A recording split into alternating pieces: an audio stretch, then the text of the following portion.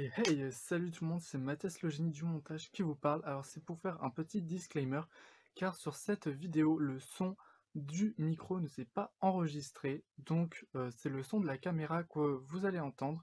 Et je ne sais pourquoi et quelle raison, je l'ignore, c'est que le son de la caméra fonctionne sur un écouteur sur deux, donc le son est clairement moins bien. Donc cette vidéo est à regarder soit avec un écouteur sur deux, soit sans écouteur.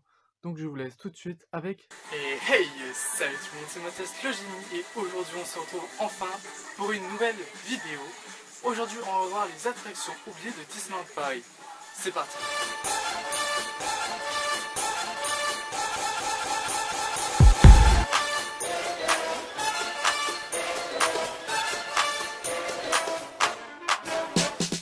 Alors comme vous le savez, Disneyland Paris, ou pas, est ouvert depuis le 12 avril 92. Cette année, Disneyland Paris a fêté ses 28 ans. D'ailleurs, c'était il y a quelques jours, donc encore joyeux anniversaire à Disneyland Paris.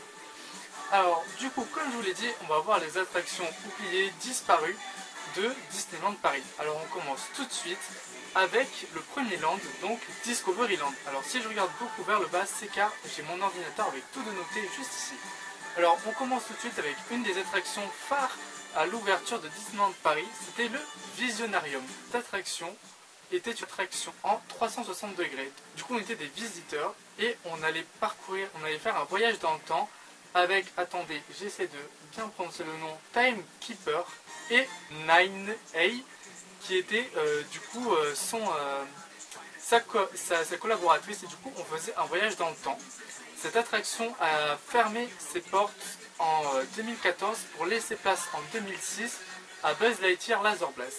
Alors personnellement, j'aurais aimé découvrir cette attraction. Il y a des vidéos sur YouTube, donc vous pouvez aller la voir. Mais du coup, moi j'aurais bien aimé qu'elle y reste. Alors bien sûr, Buzz Lightyear Laser Blast est une attraction que j'apprécie énormément. Mais le Visionarium faisait partie, elle avait ce thème qui collait à Discoveryland, donc le voyage dans le temps, etc., la découverte, voilà, donc j'aurais aimé découvrir cette attraction pour de vrai. Alors du coup on passe tout de suite à la deuxième attraction qui a disparu, donc c'est Capitaine EO. Je pense que vous avez dû certainement en entendre parler car c'est une attraction qui est beaucoup aimée par les fans Disney. Alors du coup Capitaine EO se trouvait à Cinémagique, qui est maintenant Discoveryland Theater, si je ne me trompe pas. Du coup cette attraction a ouvert comme pour le parc et le Visionarium en 1992, donc à l'ouverture du parc.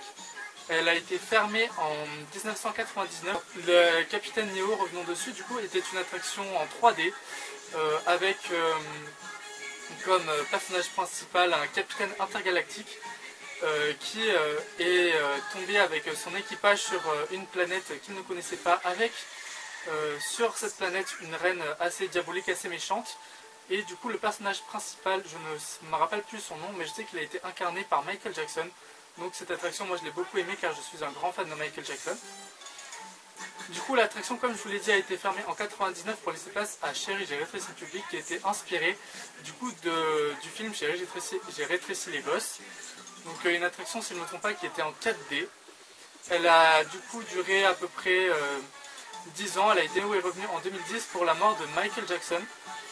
Du coup elle a été fermée après en 2015 pour laisser place maintenant à Mickey et son orchestre Philharmagique. Nous passons maintenant à Star Tours, une attraction qui a aussi ouverte dès l'ouverture du parc en 92, du coup le 12 avril 92. Elle a été inspirée du coup des films Star Wars, comme vous le savez. Et du coup, aux commandes du Star Speeder 3000 ou 1000, je ne sais plus, c'était du coup aux commandes, c'était Rex. Voici une petite photo de Rex. Cette attraction, pour moi, c'était la meilleure de Discoveryland quand j'étais petit, et toujours à l'heure actuelle, pour moi, c'est celle que je préfère. Et du coup, elle a fermé ses portes en 2016, à partir du 16 mars. Il y a une cérémonie de fermeture qui était géniale d'ailleurs. Je pense qu'elle doit exister sur YouTube, donc n'hésitez pas d'aller la voir. Elle a laissé place du coup à Star Tours l'aventure continue, qui a ouvert à peu près un an après, le 26 mars 2017, du coup avec le Star Speeder 1000, qui maintenant est aux commandes de C3PO. On a différentes scènes, différents voyages sur différentes planètes, etc. Et je la trouve plus complète qu'avant. Mais je préférais quand même avec Rex, hein, l'attraction, je la préférais quand même aux commandes de Rex. Passons maintenant à la dernière attraction qui a changé à Discoveryland, c'est Space Mountain. Alors Space Mountain a connu deux versions différentes avant de connaître celle qui est maintenant, donc Hyperspace Mountain, qui est inspirée des Star Wars.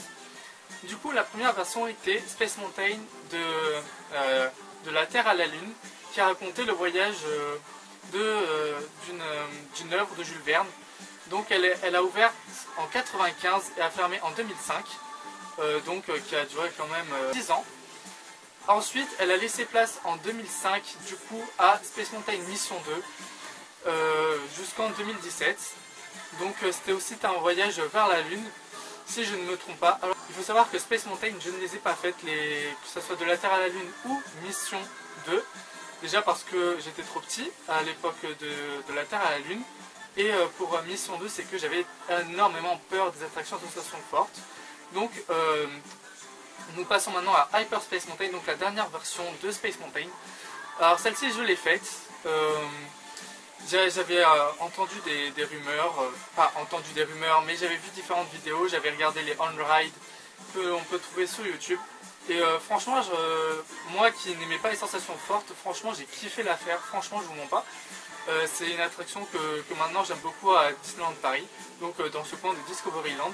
Elle se place en deuxième derrière évidemment Star Tours, mais je pense qu'elle mériterait de revenir à Mission 2, car je trouve que Star Wars n'a pas sa place à Discoveryland, malgré que j'aime énormément les attractions là-bas.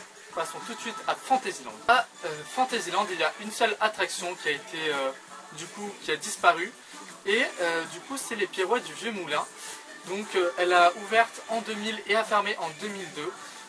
Elle a duré très peu de temps finalement, et personnellement je comprends pourquoi. Je trouve pas que cette attraction avait grand besoin d'être là à Disneyland Paris, malgré qu'elle représente quand même une Silly Symphony. Donc voilà, comme je viens de vous le dire, elle est inspirée des Silly Symphonies de Old Mill. Un Silly Symphony qui a été, si je ne me trompe pas et si je ne m'abuse, c'était un des premiers Silly Symphony. Alors cette attraction était en fait une grande roue, enfin une petite roue du coup, et on pouvait surplomber un peu Fantasyland, mais je trouve que cette attraction en fait ne servait pas à grand chose, personnellement, c'est mon avis. Et depuis, elle a été transformée en snack, qui s'appelle Old Mill aussi. Voilà, c'est tout pour Fantasyland. Maintenant, nous passons tout de suite à Adventureland. Adventureland, il y a deux attractions phares d'ailleurs, qui ont été modifiées. Donc c'est Indiana Jones. Indiana Jones a ouvert en 93 jusqu'en 2000 en rides à l'endroit. Alors si je dis, effectivement, si je précise à l'endroit, c'est car évidemment, à partir du 1er avril 2000, Disneyland Paris a décidé de faire le ride à l'envers. Franchement, l'ayant fait Indiana Jones et le Temple du Péril à l'endroit, c'est quand même déjà assez hard. Mais à l'envers, j'imagine même pas ne rien voir à ce qu'on va avoir derrière. Franchement, ça doit être assez surprenant. Et du coup, ils l'ont fermé en novembre 2004. Car l'attraction était trop dangereuse et trop violente pour qu'elle continue. Du coup maintenant, depuis 2004, on a toujours Indiana Jones et le Temple du Péril à l'endroit. Du coup maintenant, la deuxième attraction qui a été modifiée et que je trouve un petit peu bête, car c'était une grande... comment dire, c'était une des attractions phares de Disneyland Paris et qui en plus a inspiré un film. Donc c'est Pirates des Caraïbes, ou POTC pour les fans Disney. Donc à la base, POTC était inspiré non pas du film, c'était le film qui s'est inspiré de l'attraction. Donc on était encore les seuls à avoir cette chance d'avoir Pirates des Caraïbes avec l'inspiration dont le film s'était inspiré. Mais après 2016, après sa fermeture, c'est l'attraction qui s'est basée sur le film. Du coup il a ouvert en 2017. Du coup c'est tout pour Adventureland. Nous passons tout de suite à Frontierland. Alors du coup on se retrouve tout de suite pour parler de Frontierland avec du coup les attractions qui étaient dès l'ouverture du parc. Nous commençons tout de suite avec Indian Canoës. Elle a fermé ses portes en 1994 pour raison économique, de faire une balade autour de Thunder Mesa, si je ne me trompe pas le nom du lac, dans des canoës indiens. Alors je trouve cette attraction plutôt pas mal, c'était une bonne idée, mais je pense que ça a dû être compliqué. Je pense que certaines personnes ont dû tomber ou je crois que si je ne me trompe pas, il fallait plusieurs cast members pour faire marcher cette attraction. C'était vraiment... ils ont dû fermer pour des raisons économiques et ça se comprend.